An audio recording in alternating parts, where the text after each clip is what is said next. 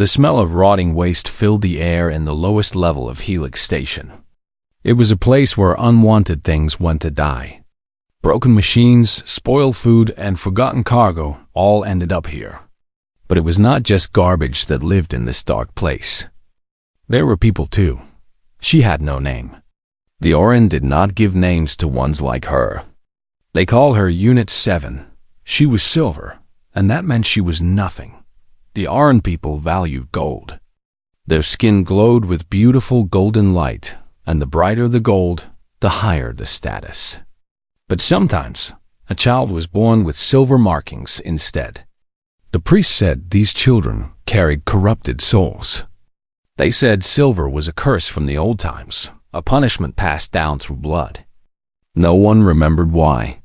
No one asked. Unit 7 had lived in the refuse pit for 20 cycles. She sorted garbage with her bare hands while the nobles above her danced in halls made of crystal. She did not complain. She did not cry. She had learned very young that tears change nothing. Today was like every other day. She woke before the artificial sun rose, ate a small portion of nutrient paste, and walked to her station. The other silver-marked workers nodded at her. They did not speak much. Speaking required energy, and energy was precious. The garbage came down through large metal tubes. Unit 7 caught it, sorted it, and sent the useful pieces to recycling. The rest went into the burners. Her hands were scarred from years of handling sharp metal and toxic materials. The nobles did not give them protective gloves. Why waste resources on the worthless? She was reaching for a piece of broken glass when she heard footsteps behind her. Heavy footsteps. Important footsteps. Unit 7. She dropped to her knees immediately. She knew that voice. It belonged to Rima, the High Overseer. Rima was beautiful in the way a knife was beautiful. Her golden skin glowed like a small sun, and her eyes were cold as deep space. "Yes, Overseer," Unit 7 whispered, keeping her eyes on the ground. "There's a gathering in the upper halls tonight. Noble families are coming from 3 systems. You will help prepare the waste disposal after the feast." "Yes, Overseer." Rima did not leave. Unit 7 felt her presence like a weight on her shoulders. Then something soft fell on the ground near her hands. A robe. It was made of shimmer silk, worth more than everything Unit 7 had ever touched in her entire life. This was worn by Lady Voss, and is contaminated now. "Burn it." Unit 7 reached for the robe. Her fingers brushed against the fabric, and for one moment, she felt something she had never felt before. Softness. Pure, gentle softness. The blow came fast. Rima's hand struck the side of her face, sending her crashing into the garbage pile. "You dare touch noble fabric with your corrupt hands?" I was only..." Silence. Rima stepped closer, her golden glow flickering with anger. "You forget your place, Unit 7. You are not Orin. You are refuse. You exist only because we allow it." Unit 7 tasted blood in her mouth. She said nothing. There was nothing to say. Rima raised her hand again, and Unit 7 closed her eyes, waiting for the pain. But the pain did not come. "Hey." The voice was strange. It was deep but gentle, like the hum of a ship engine. It spoke in the common trade language, not in Orin. Unit 7 opened her eyes. A creature stood between her and Rima. No, not a creature. A human. She had heard of them, but never seen one before. They were new to the galaxy, barely out of their own solar system. Most species considered them primitive and unimportant. This human was tall, with dark hair and calm eyes. He wore the simple gray uniform of a cargo worker. His skin was a warm brown color, smooth and unmarked by any glow. "What are you doing?" Rima demanded. Her voice was sharp with disbelief. "I could ask you the same thing," the human said. He spoke slowly, carefully, as if he was choosing each word. "Is hitting people who cannot fight back a custom here?" I must have missed that in the station guidelines. Rima's golden glow brightened with fury. You dare speak to me? Do you know who I am? No, the human said. And honestly, it does not matter. Where I come from, we do not beat people for touching cloth. For a long moment, no one moved.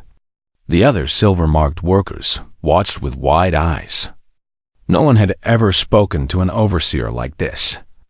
It was unthinkable. Rima's eyes narrowed. You are the human whose ship broke down. Kang Taiho, yes? You are here because your species is too primitive to build reliable engines. The human smiled. It was a small smile, but it reached his eyes. That is probably true. We are not very advanced, but we know how to be kind. He turned away from Rima and knelt beside Unit 7, his hand extended toward her, palm open, offering help. She stared at his hand. She did not understand. It is okay, he said softly. I am not going to hurt you. Can I help you stand? No one had ever offered her help. No one had ever spoken to her like she was a person instead of a tool. She did not know what to do. Slowly, shaking, she placed her silver hand in his unmarked one. His fingers closed around hers, warm and firm. He pulled her gently to her feet. There, he said. That is better. That is better. Behind him, Rima made a sound of disgust. You contaminate yourself by touching her. Silver-marked are cursed. Their corruption spreads. Taiho looked at his hand, then back at Rima. I feel fine. Maybe your scientists got it wrong. Rima's glow flared dangerously. You understand nothing, human. You are a guest on this station. A temporary, insignificant guest. Do not interfere in our matters again. She turned and walked away, her robes flowing behind her like liquid gold. Taiho watched her go, then turned back to Unit 7. Are you okay? That was a hard hit. She touched her cheek. The pain was still there, but it felt distant now. Why? She whispered. Why what? Why did you help me? He tilted his head, looking confused. Because you needed help. Is that not reason enough? She had no answer. In her entire life, no one had ever thought she deserved help. She was Unit 7. She was refuse. She was nothing, but this human looked at her like she was something. I am Taiho, he said. Kang Taiho, what is your name? Name. The word hit her like a second blow. She opened her mouth, but no sound came out. I do not have a name, she finally said. Silver-marked are not given names. Taiho was quiet for a long moment. Something changed in his eyes. The calm was still there, but underneath it, she saw something else. Something that looked like anger, but not at her. That is not right, he said quietly. Everyone deserves a name. She did not know how to respond. She stood there in the garbage pit, surrounded by the smell of decay, holding the hand of a stranger from a primitive world. And for the first time in her life, she felt like maybe, just maybe, she was more than refuse. 3 days passed since the human stopped Rima's hand. Unit 7 returned to her work, sorting garbage, burning waste, keeping her head down. But something had changed inside her. A small crack had appeared in the wall she had built around her heart. She found herself looking for him. The human. Taiho. He came to the lower levels often now. At first, the silver-marked workers were afraid of him. They had learned that outsiders meant trouble. But Taiho did not act like other outsiders. He did not look at them with disgust or pity. He looked at them like they were ordinary people. He brought food. Real food, not nutrient paste. Small fruits from the station market. Sweet bread from the human section. He shared everything he had, never asking for anything in return. Why do you come here? An old worker named Obi asked him one evening. Obi was the oldest silver-marked on the station. His markings had faded with age, turning from bright silver to dull gray. He walked with a limp from an accident years ago. Taiho sat on a pile of clean scrap metal, chewing slowly on a piece of dried meat. I am waiting for my ship to be repaired. But the station put me in the lower housing because humans are considered primitive. So I live near here anyway. That is not what I mean, Obi said. Why you spend time with us? You could stay in your room. You could avoid us like everyone else does. Taiho thought about the question. On my planet, we have a saying. You can judge a society by how it treats its weakest members. He looked around at the tired faces watching him. I do not think you are weak. I think you are survivors. And survivors deserve respect. No one knew what to say. The word respect was not something they heard often. Unit 7 watched from the shadows. She had not spoken to Taiho since that first day. She was afraid. Not of him, but of the feeling he created inside her. It was warm and fragile, like a tiny flame. She worried that if she got too close, it would burn out. But Taiho noticed her watching. He always noticed. Unit 7, he called out gently. Will you sit with us? The other workers looked at her. She felt her face grow hot. Slowly, she walked over and sat on the edge of the group, keeping distance between herself and the human.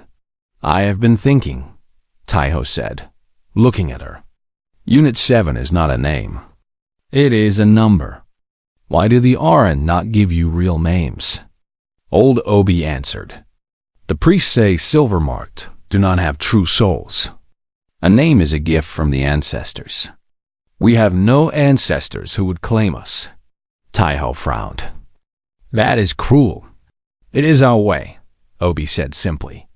It has always been our way. Tradition does not make something right. Taiho turned to Unit 7. His eyes were soft, curious. If you could have any name, what would you choose? She stared at him. The question made no sense to her. Choosing a name was like choosing to have golden skin. It was impossible. It was fantasy. I do not know, she whispered. I have never thought about it. Then think about it now, Taiho said. If you could be called anything in the whole galaxy, what would it be? She closed her eyes. Her mind was empty. She had spent her entire life being nothing. How could nothing choose a name? I cannot, she said. I do not know who I am. Taiho was quiet for a moment. Then he smiled. May I tell you something about my planet? She nodded. On Earth, we have many stars in our sky. We gave them names thousands of years ago. My favorite stars are the silver ones. Do you know why? She shook her head. Because silver stars are the oldest and the strongest. They have burned for billions of years. They survive when younger stars die. Silver is not a sign of weakness on Earth. It is a sign of endurance. Unit 7 felt something shift inside her chest. She did not know what it was. There is a group of stars called Vela, Taiho continued. It means the sails of a ship. Ancient sailors used Vela to guide them home. Without those silver stars, they would have been lost forever. He looked at her with that gentle expression that made her want to cry. I think Vela would be a good name for you. Because one day, you will sail far away from this place, and you will guide others who are lost. Vela. The word settled into her mind like a stone dropping into still water. It created ripples that spread through her whole being. Vela, she repeated. Her voice was barely a whisper. Do you like it? She did not know how to answer. She did not know what liking something felt like. But when she said the name, something inside her felt less heavy. Something felt possible. I think I do, she said. From that night on, she practiced the name in secret.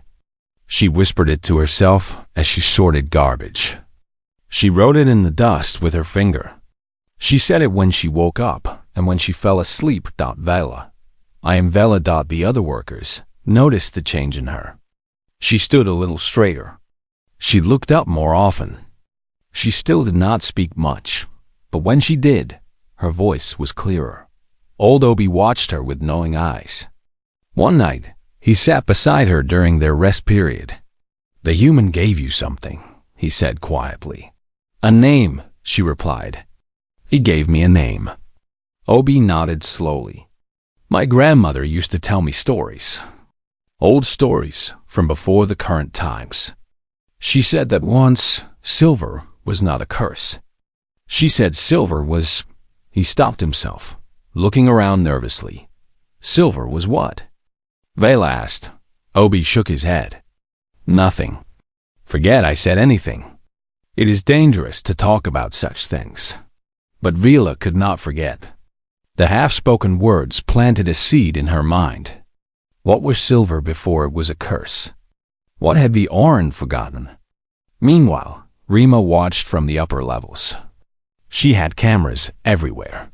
She saw the humans sitting with the refuse workers. She saw him giving food to the silver-marked ones. She saw Unit 7 changing, becoming something different. It made her uneasy. The silver-marked were supposed to be broken. They were supposed to accept their place. That was how the system worked. A silver-marked with hope was dangerous. A silver-marked with a name was unacceptable. Rima called a meeting with the other overseers. "The human is causing problems," she said. "He's filling the refuse workers' heads with strange ideas." "What kind of ideas?" another overseer asked. "Ideas about worth, about names, about being more than they are." The overseers exchanged glances. They all understood the danger. The silver-marked outnumbered the golden ones on the station by 3-1. If they ever stopped believing they were worthless, if they ever started to resist, what do you suggest? The head overseer asked. Rima smiled coldly. "We need to remind them of their place. And we need to remove the human from the equation, permanently." That night, Viola dreamed for the first time in years. She dreamed of silver stars burning bright against the darkness. She dreamed of a ship with great sails, cutting through the void. And she dreamed of a voice, ancient and powerful, whispering words she could not understand. When she woke, her silver markings were glowing faintly. She stared at her hands in the darkness. Watching the soft light pulse like a heartbeat, it should have frightened her. Instead, it felt like something waking up after a very long sleep, something that had been waiting for her to remember. Taiho could not stop thinking about what old Obi had said. Silver was not always a curse. There was something hidden in those words. A secret buried so deep that even the ones who kept it had forgotten why. He began searching for answers. The station had public history, terminals scattered throughout its levels. Anyone could access them and learn about Orin culture, trade regulations, and galactic law. Taiho spent hours reading through documents, trying to understand why the Orin hated silver so much. He found nothing useful.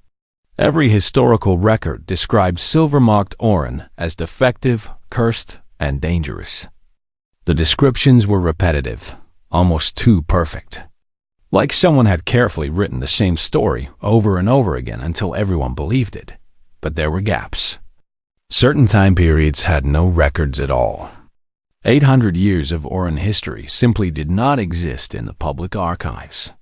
When Taiho tried to access those files, the terminal displayed a single message, restricted by order of the High Council. Why would anyone restrict history?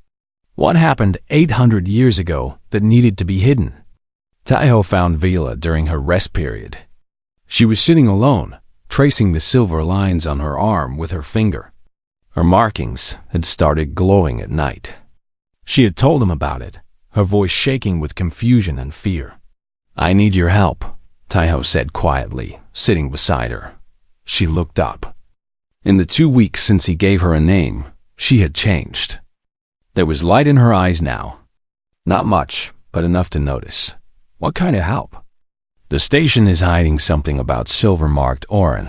I found gaps in the historical records." 800 years of missing information. I want to know what is in those files. Vila's expression turned nervous. The restricted archives are in the central tower. Only nobles can access them. If we are caught there, they will kill us. I know, Taiho said. But do you not want to know the truth? Do you not want to understand why they hate you so much? She was silent for a long moment. Her glowing markings pulsed gently under her sleeve. Old Obi said his grandmother told him stories, she finally said. She said silver was something else once. Something important. Then help me find out what. It was dangerous. It was foolish. But Vila had spent her entire life being careful, and where had it gotten her? She was still treated like garbage. She was still called worthless. Maybe it was time to stop being careful. There is a maintenance tunnel near the refuse pit, she said slowly. It connects to the air filtration system for the upper levels. If we follow it far enough, we might reach the archive sector. Taiho smiled. Show me. They waited until the middle of the night cycle, when most of the station was asleep. Vala led Taiho through the garbage pit to a hidden panel in the wall. Behind it was a narrow tunnel, dark and filled with the hum of machinery. They crawled through the darkness for what felt like hours. Vala moved confidently, her silver glow lighting the way. She knew these tunnels. She had explored them as a child, seeking escape from her miserable life. Finally, they reached a vent overlooking a large room. Through the metal grating, Taiho saw rows of data terminals stretching into the distance.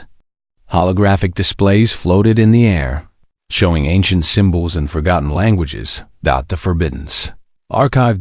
They dropped down quietly and moved between the rows of terminals. Vala kept watch while Taiho searched through the restricted files. His fingers flew across the holographic interface, bypassing security locks with tricks he had learned from years of working on cargo ships. I found something, he whispered. Vila came to his side. On the screen was an image of an Oran female. Her skin was silver, but not the dull silver of the refuse workers. It was brilliant, radiant, like starlight made solid. She wore a crown of white metal, and her eyes held a power that made Vala's breath catch.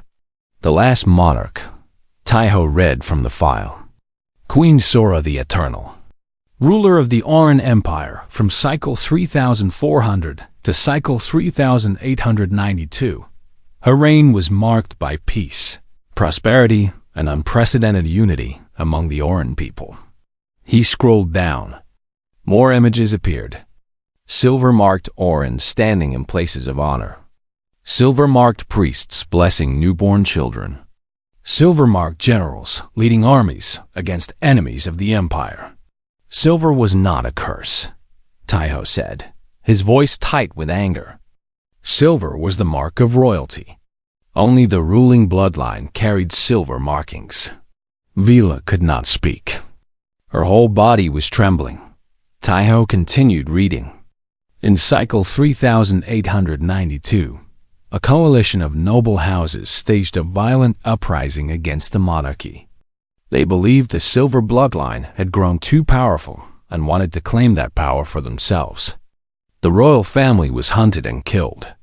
Queen Sora was executed publicly. Her children were slaughtered. The file changed to show images of fire and destruction. Oran killing Oran.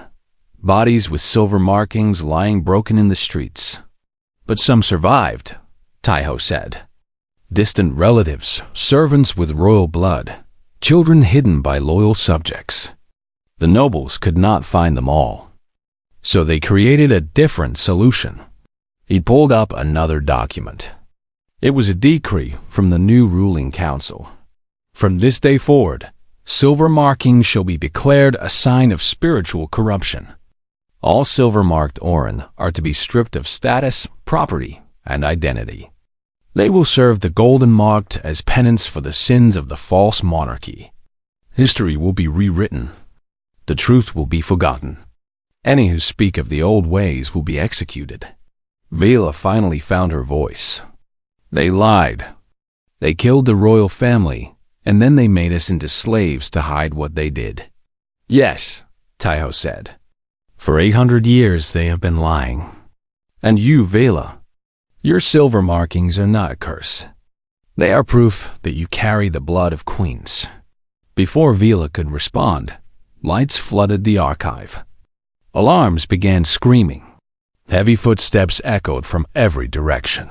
Rima stepped out of the shadows, surrounded by armed guards.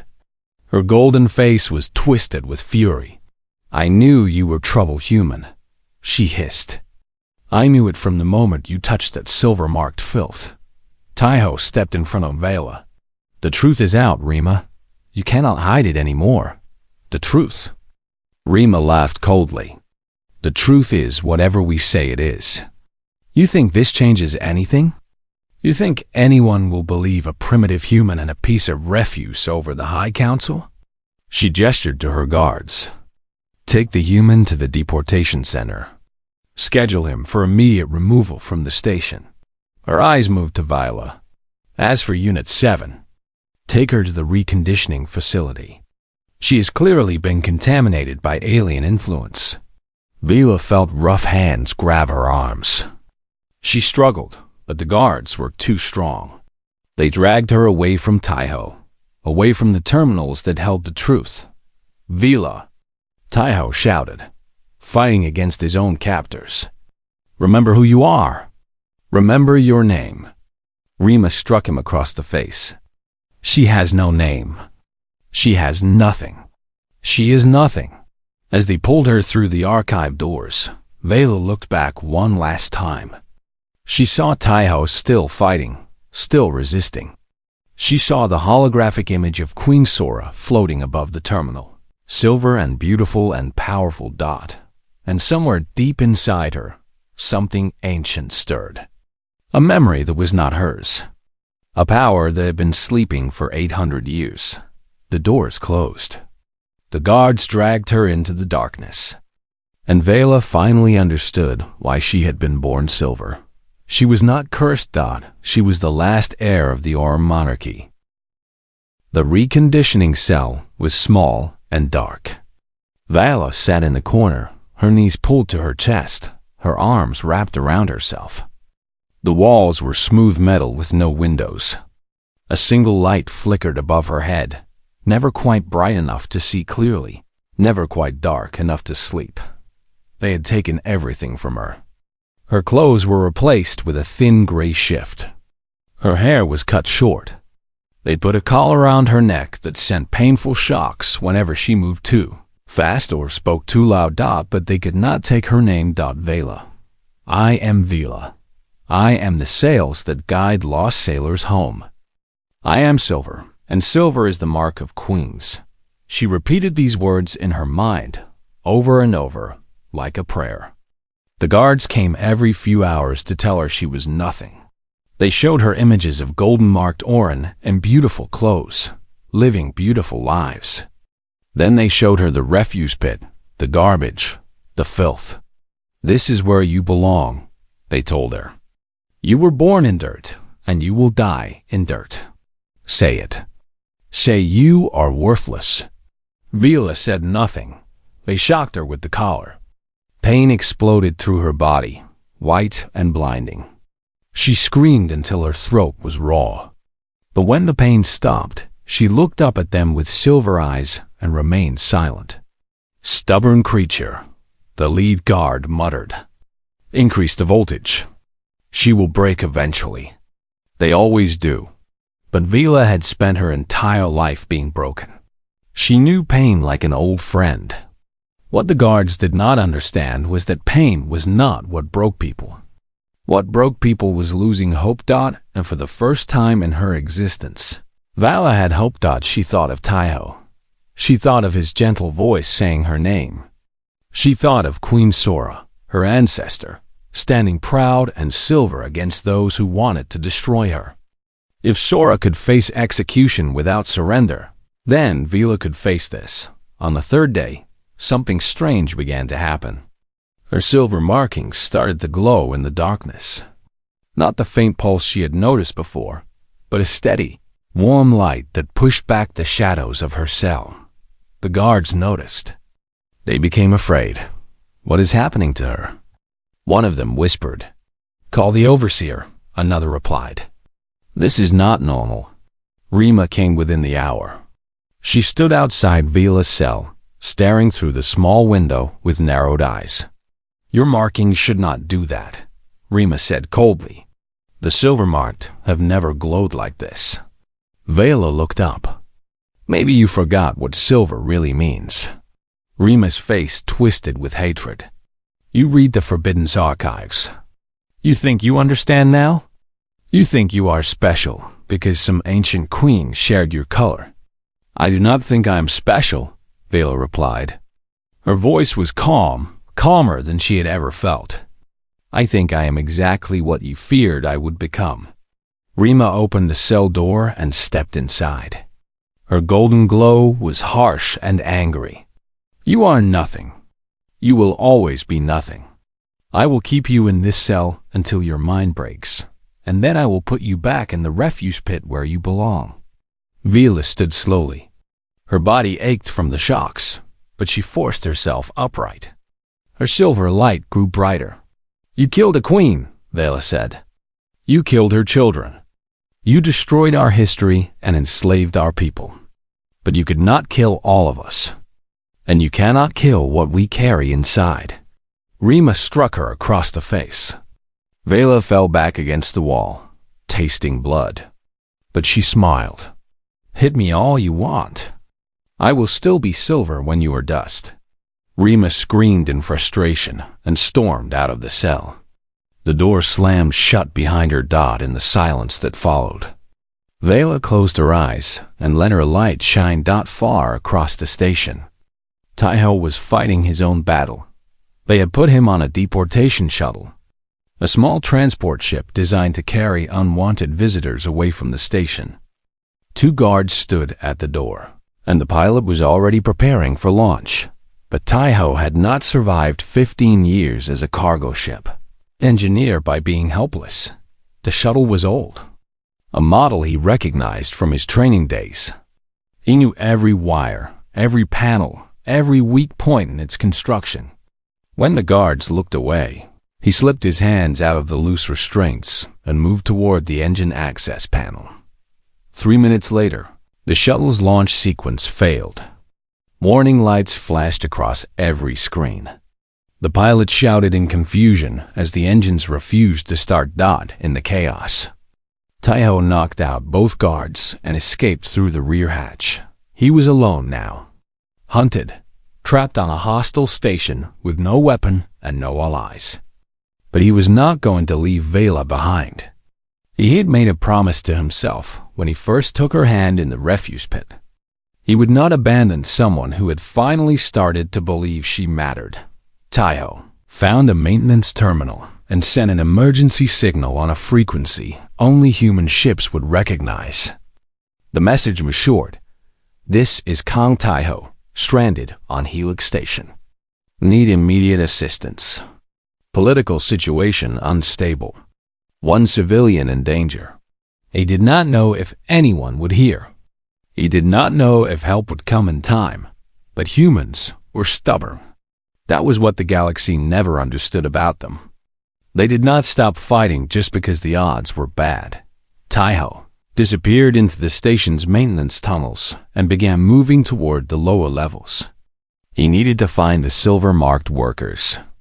He needed to tell them what he had discovered in the archive.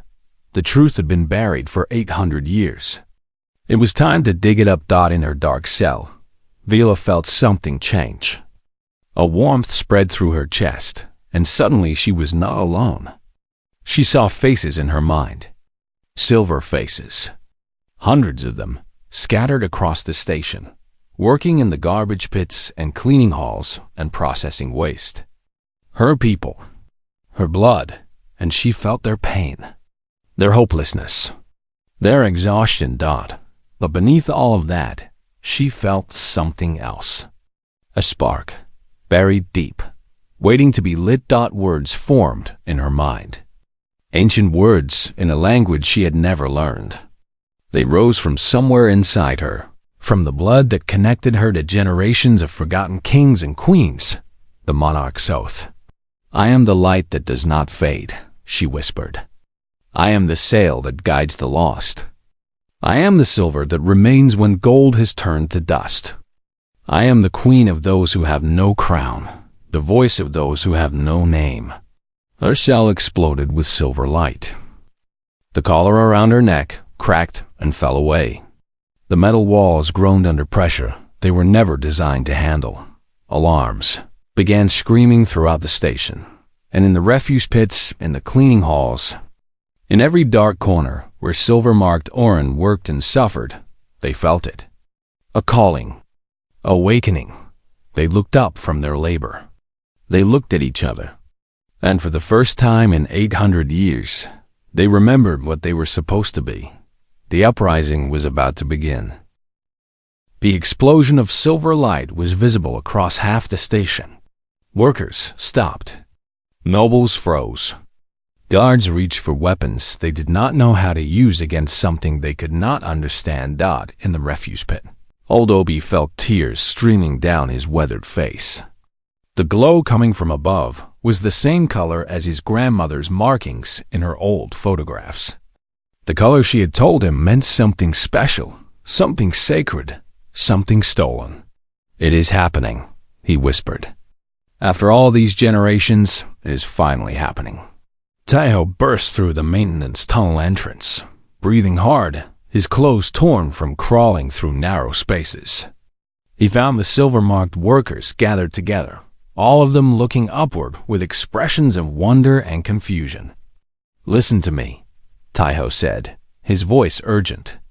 "The woman you call Unit 7, the one who works in Sector 3, her name is Vela, and she is the descendant of your true rulers."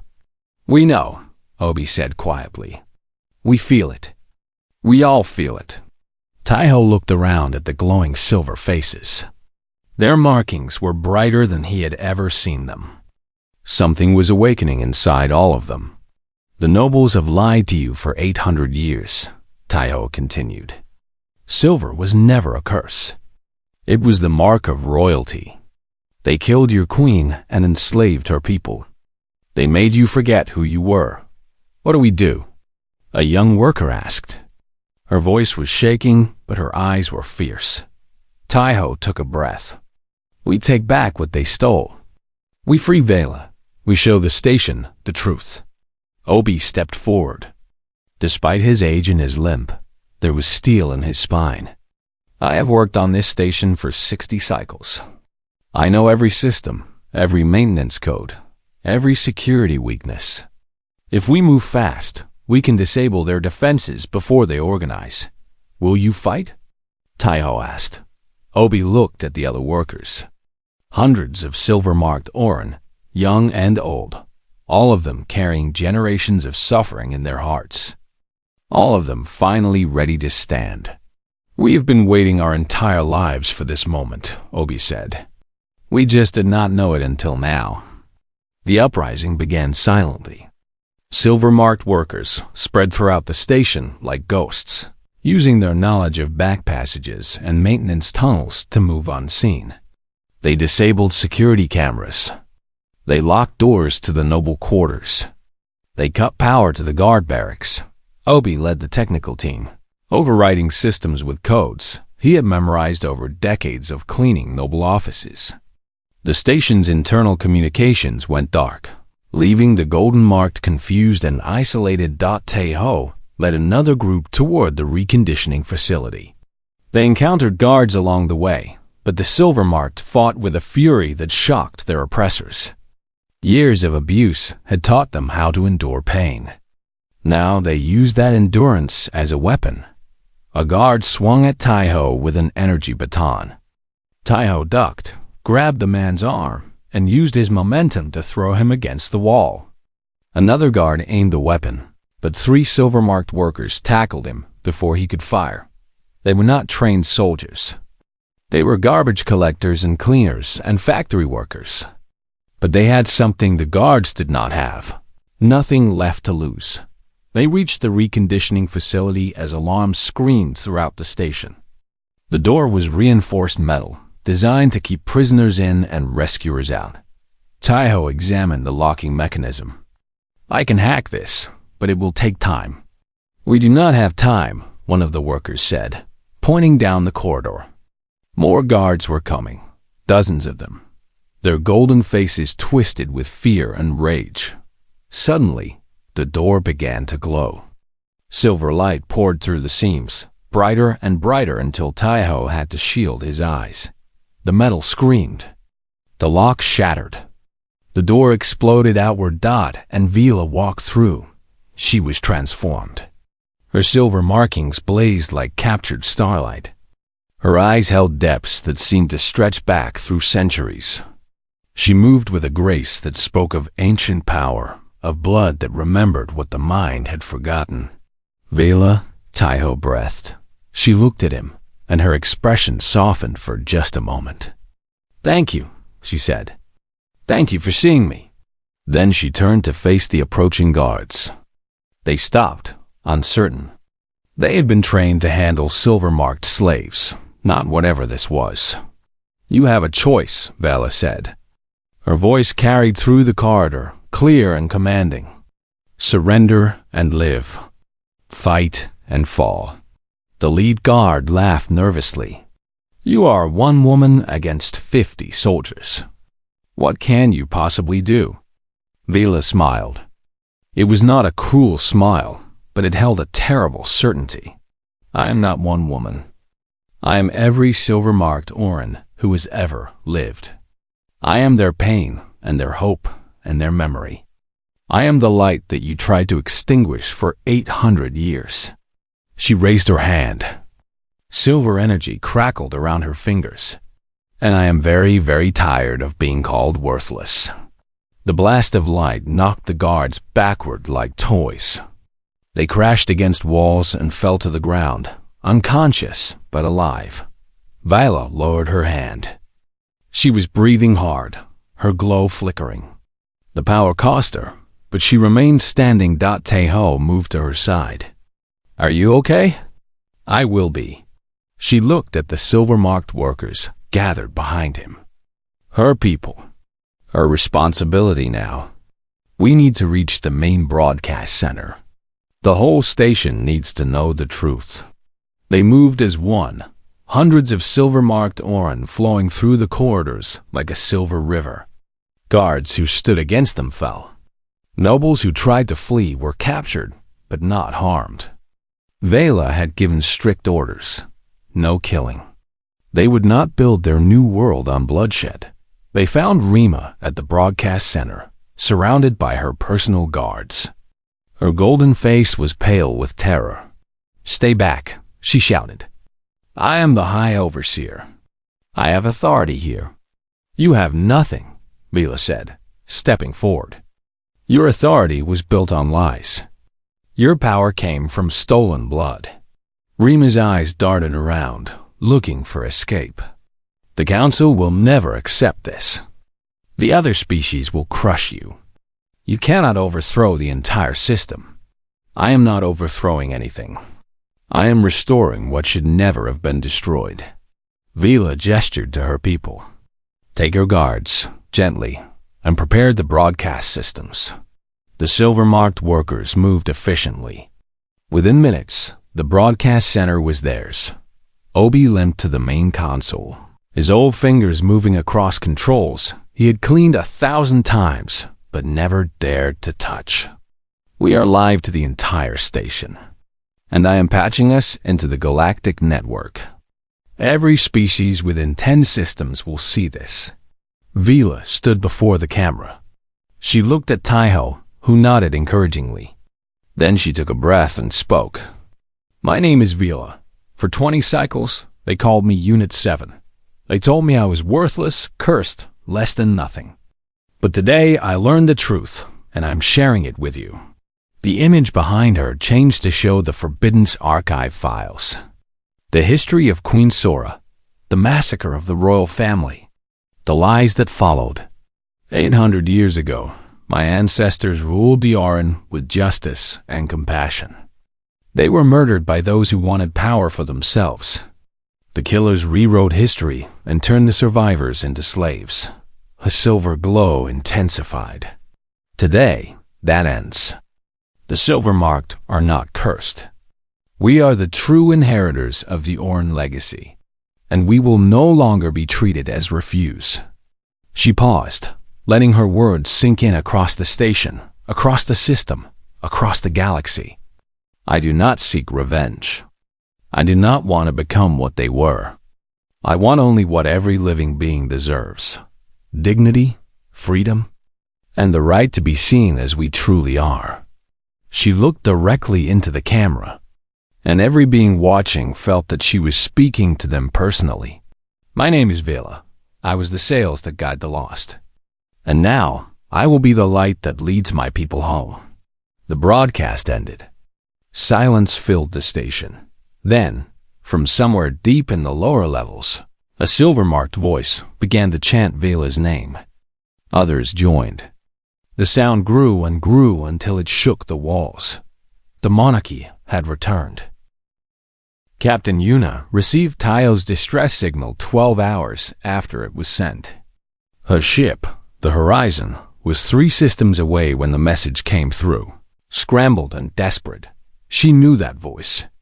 Taiho had saved her life during a reactor failure 5 years ago.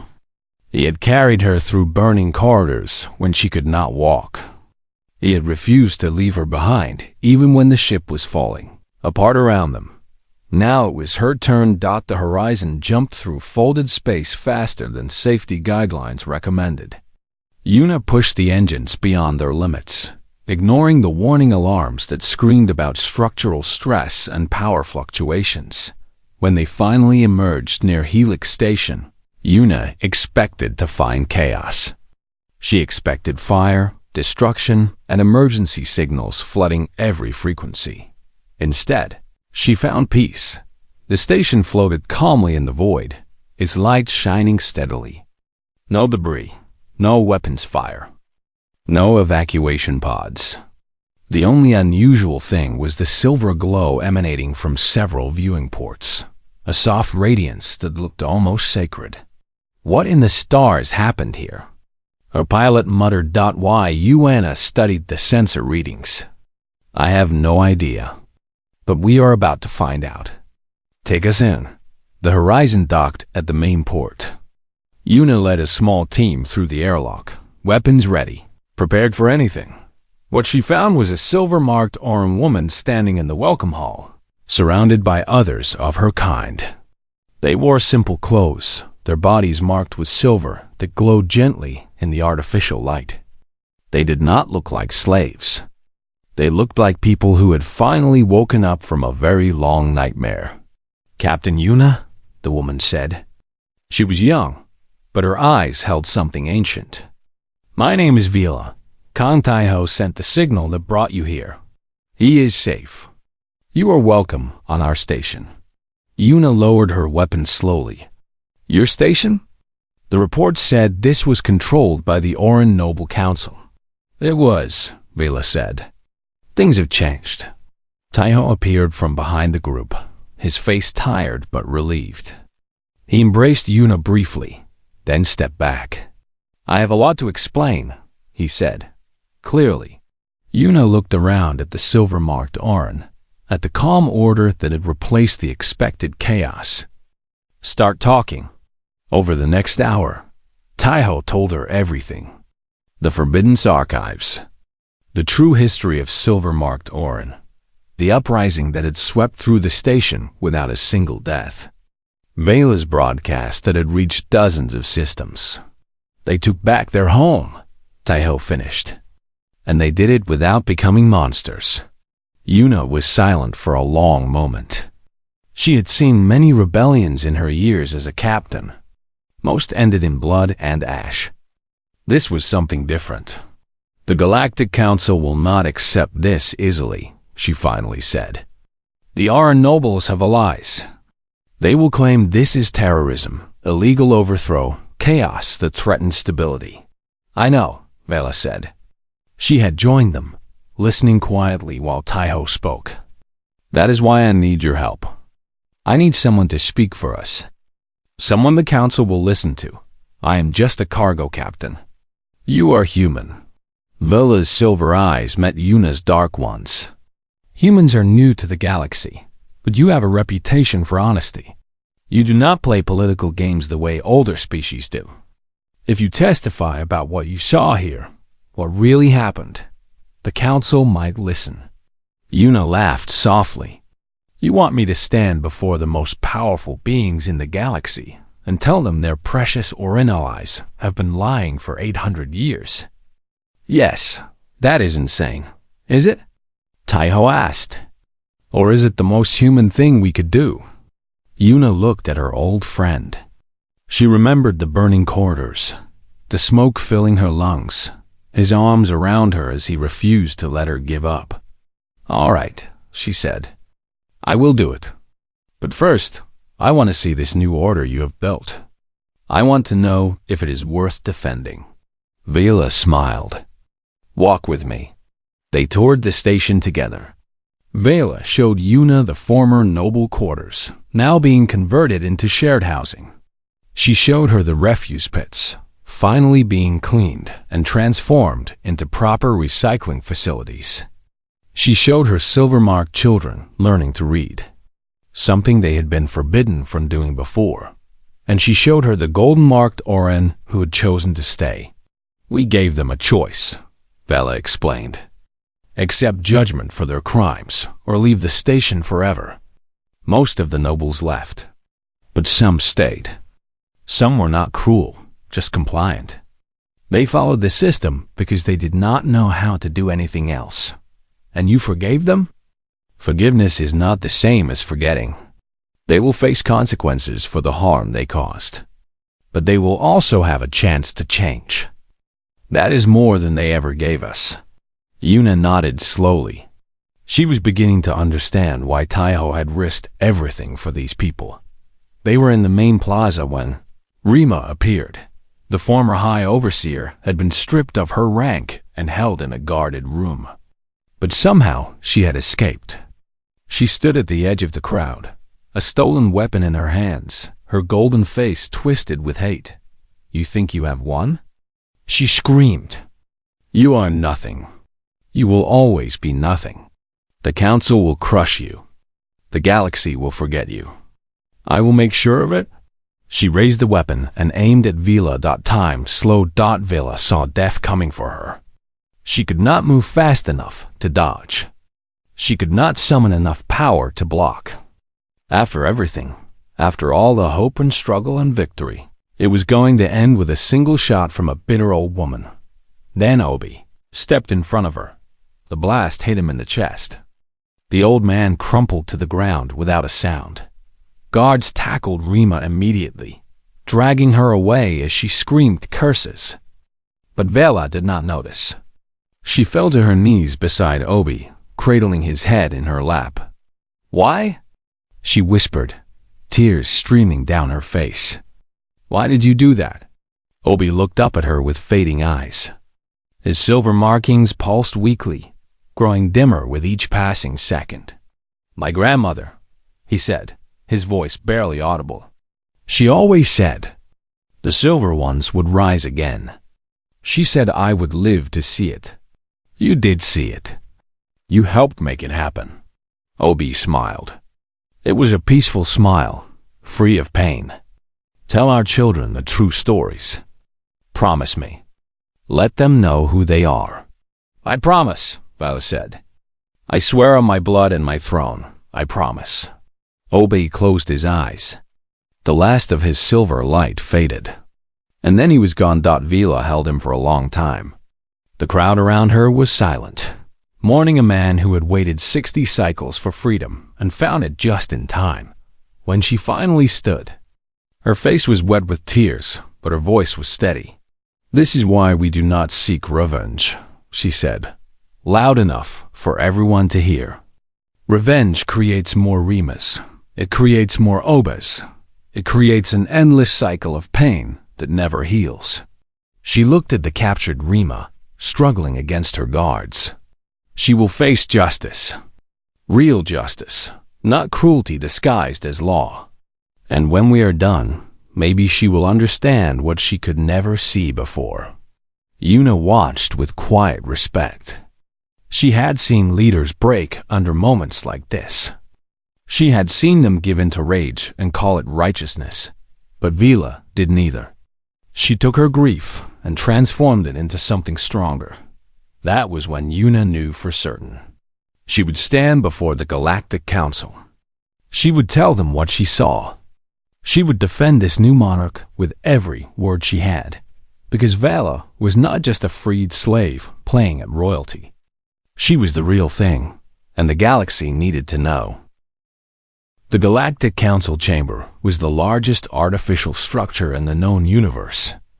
It floated at the center of neutral space, a vast sphere of crystal and metal where representatives of 1,000 species gathered to decide the fate of civilizations. Vila had never seen anything so magnificent and so terrifying. She stood in the waiting area, dressed in a simple gray robe instead of the ceremonial clothes her advisors had suggested. She was not here to impress with wealth. She was here to speak the truth. Taiho stood beside her, along with Captain Yuna and a small delegation of silver-marked Orin. Across the vast floor, she could see the golden-marked nobles who had fled the station. They had brought lawyers and diplomats and accusations of terrorism. "Are you ready for this?" Taiho asked quietly. "No," Vela admitted. "But I do not think anyone ever is." The summons came. A massive door opened, revealing the council chamber beyond. Vela took a deep breath, squared her shoulders, and walked into the light. The chamber was filled with beings from across the galaxy. She recognized some species from her studies: the insectoid Kresh, the floating gas beings of Volta Prime, the stone-skinned Dirati. Others were completely alien to her, creatures of light and shadow and forms she could not comprehend. At the center of the chamber sat the High Arbiters, ancient beings chosen to moderate council proceedings. They watched Vela approach with expressions she could not read. "You are the one called Vela?" the lead arbiter asked. Its voice echoed through the chamber like distant thunder. "I am. You claim to be the heir to the Oran monarchy, destroyed 800 years ago. I do not claim it. I am it. My blood proves it. My markings prove it, and the historical records your archives contain prove it." A murmur ran through the chamber. The golden-marked noble delegation shifted uncomfortably. The arbiter continued. "The Noble Council of Oran has filed charges against you. Terrorism, illegal seizure of property, inciting violence. How do you answer?" Vela looked at the nobles who had enslaved her people for 8 centuries. She looked at Rima, seated among them in restraints, her golden face still twisted with hatred. "I answer that truth is not terrorism. I answer that you cannot steal what was already yours. And I answer that we took back our station without killing a single being, which is more than the Noble Council can say about how they took power." The chamber exploded with voices. Species shouting over each other. Accusations flying. The arbiters called for silence, their voices booming through the chaos. When quiet finally returned, the lead arbiter spoke again. "Do you have evidence to support your claims?" "I have the Forbidden Archives of Helix Station, which I am prepared to share with this council. I have genetic tests proving my bloodline, and I have a witness." She turned and gestured to Captain Yuna. The human captain walked forward, her boots echoing on the crystal floor. She was small compared to most of the beings in the chamber, but she carried herself like someone twice her size. "I am Captain Yuna of the Earth vessel Horizon. I was not present during the uprising, but I arrived shortly after. I saw what Vela and her people built. And what did you see?" the arbiter asked. Yuna took a moment to look around the chamber. She saw ancient powers and new allies. She saw fear and curiosity and calculation. Then she spoke. I saw people who had every right to burn their oppressors alive. They had been enslaved, beaten, stripped of their names and their history. They could have taken revenge that would have echoed through generations. She paused. Instead, I saw mercy. I saw former slaves caring for the wounded nobles who had hurt them. I saw children being taught to read for the first time. I saw an old man sacrifice his life to protect the woman he had known for only weeks. Her voice grew stronger. The Oran nobility calls this terrorism. I call it the most peaceful revolution I have ever witnessed. I call it proof that some species are capable of rising above their suffering instead of spreading it to others. She looked directly at the Golden Mark delegation. And I call it justice. 800 years overdue. The chamber was silent. Even the most ancient beings seemed moved by her words. The lead arbiter turned to the noble delegation. Do you wish to respond? Their lead speaker, a tall, golden-marked male in expensive robes, stood. The human is naive. She does not understand Oran culture or history. The silver-marked are genetically inferior. This is scientific fact. Allowing them to rule would be like allowing animals to govern civilized beings. Vila felt anger rise in her chest, but she kept her voice calm. If silver-marked are inferior, how did we defeat your guards with no weapons? How did we take control of an entire station in one night? How did I stand against your strongest soldiers and survive? The noble sputtered. That is different. It is not different. It proves that everything you told us was a lie. We are not weak. We are not cursed. We are exactly what you feared we would become, strong enough to take back what you stole.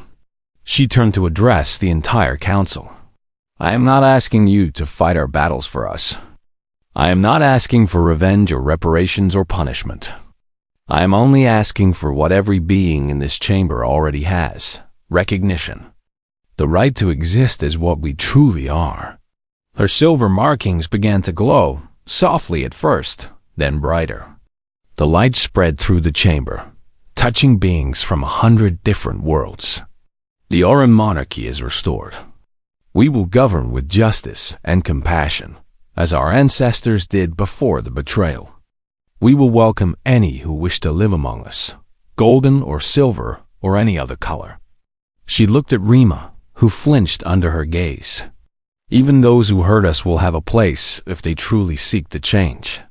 Because a kingdom built on vengeance is no kingdom at all. It is just another prison wearing a crown. The council deliberated for 3 hours. Vela waited in the outer chamber, surrounded by her people. Trying not to let her fear, Teho sat beside her, steady and quiet. Whatever happens, he said, you already won. Your people know who they are now. Nothing can take that away. I know, Vela said, but I want more than survival for them. I want them to thrive. The doors opened. An arbiter emerged. The council has reached a decision. Vala stood, her heart pounding. The restored Oran monarchy is hereby recognized as a legitimate government. The charges of terrorism are dismissed. The historical records will be updated to reflect the true origins of silver-marked Oran. The arbiter paused. Additionally, the council recommends that other species examine their own histories for similar buried truths. What happened to the Oran may not be unique. Vila released a breath she did not know she had been holding. Around her, silver-marked Oran embraced each other, weeping with joy. Ho smiled. You did it. We did it. Together. Later, after the celebrations had quieted and the delegations had returned to their ships, Vela found Taiho on the observation deck. He was staring out at the stars, his face thoughtful. The horizon leaves tomorrow, he said without turning. Captain Yuna needs to return to her trade routes. And I should probably go with her. Vila moved to stand beside him. You could stay. You would be honored here. I would name you the first human ambassador to the Oran. Taiho smiled. That is a generous offer. But I am not a diplomat. I am just an engineer who happened to be in the right place at the right time. You are more than that. You saw me when no one else did. You gave me my name. I only held up a light. The diamond was always there. Vila reached out and took his hand. Her silver fingers intertwined with his brown ones. On Earth, she said, what do they call someone who changes everything? Taiho thought about it. I do not know if we have a word for that. Maybe we just call them human. Vila laughed softly. Then perhaps we need a new saying. When the galaxy called her worthless, a human showed her she was the stars. Taiho squeezed her hand. I like that. They stood together in silence, watching the distant suns burn against the darkness. Tomorrow, Taiho would leave. Tomorrow, Vela would begin the hard work of building a kingdom. Tomorrow, the galaxy would continue its slow dance of power and change. But tonight, two beings from different worlds stood side by side. Proof that the universe was bigger than any one species, any one history, any one definition of worth. And across the stars, in the darkest corners of forgotten civilizations, other forgotten peoples began to whisper, if the Aran could rise, maybe they could too. If one human could see value where others saw refuse, maybe there were more like him. Maybe the age of empires built on lies was ending.